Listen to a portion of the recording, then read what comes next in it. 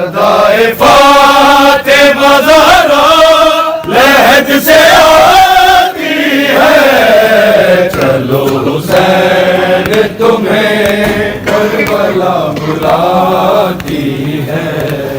میرا نام فرحان حیدر ہے، بشو امام بارگاہ نیا آباد کا خدمتگار ہوں۔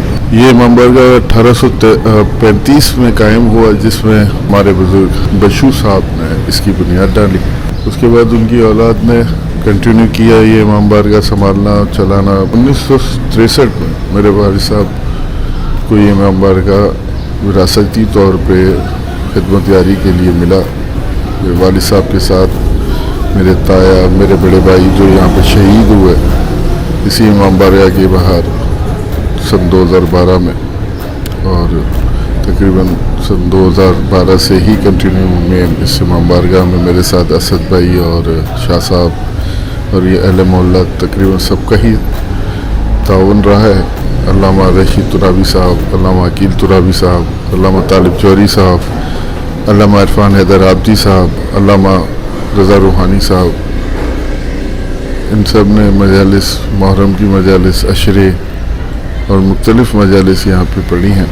اس کے علاوہ اس امام بارگاہ کی خاصیت یہ ہے کہ ابھی بھی اس امام بارگاہ کی جو بلڈنگ ہے وہ پرانے پتھر کی بنی ہوئی ہے، اور ہم نے اس پہ صرف ماربل ٹائلز اور ان چیزوں کا جو ہے ایک قسم کی کیسنگ چڑھائی ہوئی ہے۔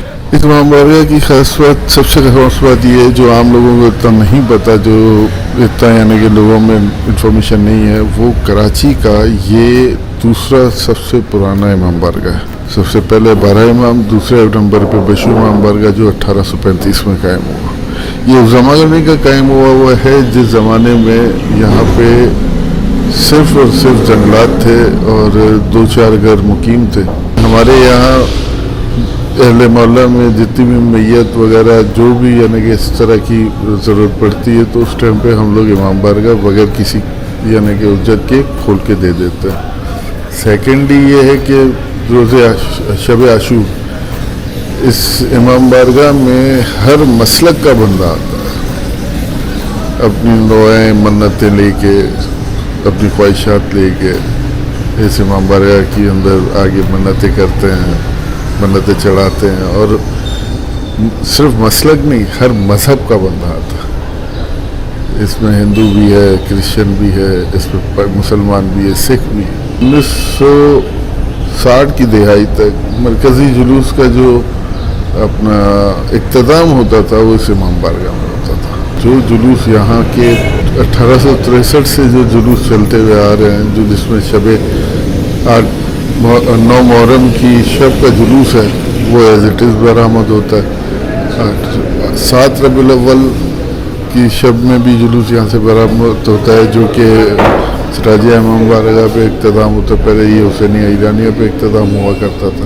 29 ذی الحج کو یہاں پہ باقاعدہ علم کشائی ہوتی ہے، جس میں سے دونوں علم جو ہے وہ بلند کیے جاتے ہیں، جس میں سے ایک علم جو پیچھے آپ کو نظر آ رہا ہوگا لال کلر کا، لال و سفید کپڑے میں لپٹا ہوا، اس علم کی خاصیت یہ ہے کہ یہ ہم نے اس کے اوپر لوہے کی کیسنگ چڑھائی ہوئی ہے۔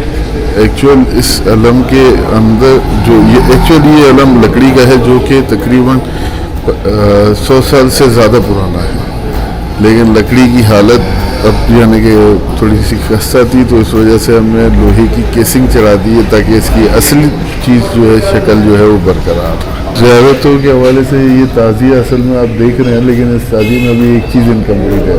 اس کا جو اوپر کا حصہ ہے اس پہ ایک باقاعدہ کلنگی پنجہ نما لگتی ہے، جو کہ پیور گوڑ کی بنی ہوئی ہے، جو اس کی بالکل مینار پہ لگتی ہے، اور وہ اگر آپ کو دیکھنی ہے تو آپ 9 محرم کی شب میں جب جلوس برآمد ہوتا ہے تو اس جلوس میں وہ کلنگی لگی ہوئی ہوتی ہے اس جگہ پہ، اور یہ جلوس تعزیہ جو ہے وہ جلوس میں برآمد ہوتا ہے، پورا کمپلیٹ ہو گیا۔